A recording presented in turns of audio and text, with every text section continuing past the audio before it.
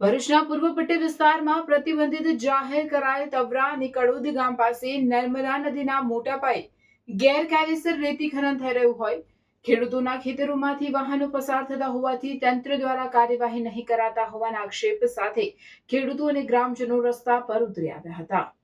ભરૂચના જૂના તવરા અને કડોદ ગામ નર્મદા નદીમાંથી રાત દિવસ મોટા પ્રમાણમાં ખનનના કારણે વાહનોને પ્રતિબંધિત બોટથી નદીમાં નુકસાન થઈ રહ્યું હોવાની ફરિયાદો છતાં પરિણામ શૂન્ય રહે છે। વાહનો મોટા પાયે રેતી ઉલેચી રહ્યા છે। રેતી માફિયાઓ રેતીના વાહનો પણ ખેડૂતોના જ ખેતરમાંથી પસાર કરી ખેડૂતોના પાકને પણ નુકસાન કરી રહ્યા છે, જે સામે ફરિયાદ કરવા છતાં પણ કોઈ જ કાર્યવાહી કરવામાં આવતી ન હોવાના આક્ષેપ ગ્રામજનો કરી રહ્યા છે, જેનાથી કંટાળી અંતે ખેડૂતો ગ્રામજનો સાથે રસ્તા પર ઉતરી આવ્યા હતા અને રોષ વ્યક્ત કર્યો હતો।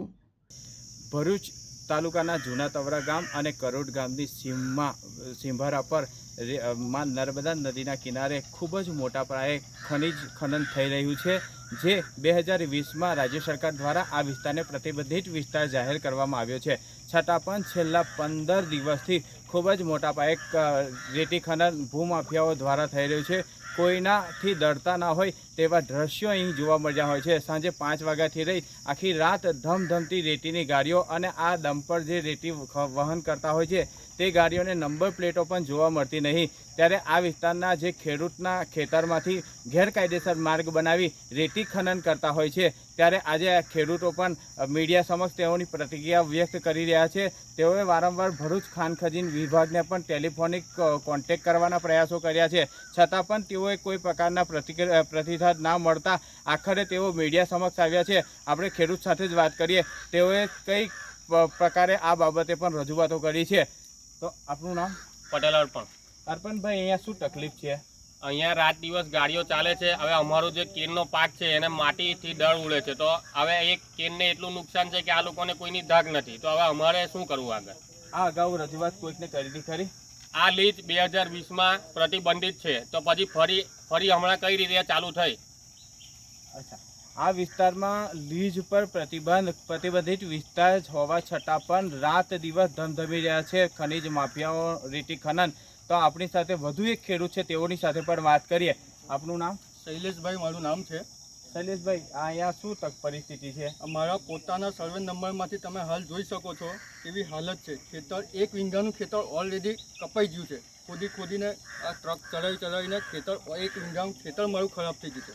દિવસ રાત આ રીતને મારા ખેતરમાંથી રિસ્ટલના બ્લોક નાખીને રસ્તો બનાવી દીધો છે। હવે એનો જવાબદાર કોણ? બોલો। ખેડૂત માલિકને જાણ જ નથી, તેઓના ખેતરમાંથી માર્ગ બનાવી દે, પથ્થરો નાખી રાત દિવસ અહીંથી રેતી વહન કરી રહ્યા છે ભૂમાફિયાઓ। તો શું આવનાર દિવસોમાં આ રેતી ખનન અટકશે ખરું, તે જોવું રહ્યું। Nitin Ahir, channel in Bharuch.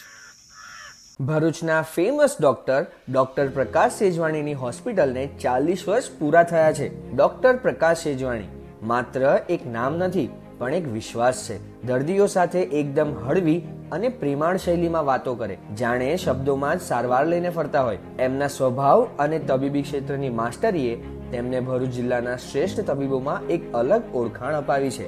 માત્ર ભરૂચના જ નહીં પણ આસપાસના વિસ્તારોમાંથી પણ દર્દીઓ એમને ત્યાં આવે છે, કારણ કે ડોક્ટર પ્રકાશ સેજવાણી લગન અને ધગસથી દર્દીઓની સારવાર કરે છે અને આ જ તેમની સફળ કારકિર્દીનું પ્રમાણ છે। આ 40 વર્ષની લાંબી મુસાફરીને સફળ બનાવવામાં સહભાગી થનાર તમામ હોસ્પિટલ સ્ટાફનો પણ આમાં મોટો ફાળો રહેલો છે અને એ જ વિશ્વાસ અને નિષ્ઠા સાથે તેમના દીકરી ડોક્ટર સેજલ સેજવાણી અને જમાઈ ડોક્ટર ગાર્વિક ગાર્ગ પણ આ લેગસીને આગળ વધાવી રહ્યા છે અને ભવિષ્યમાં પણ દર્દીઓની સેવામાં તત્પર રહેશે।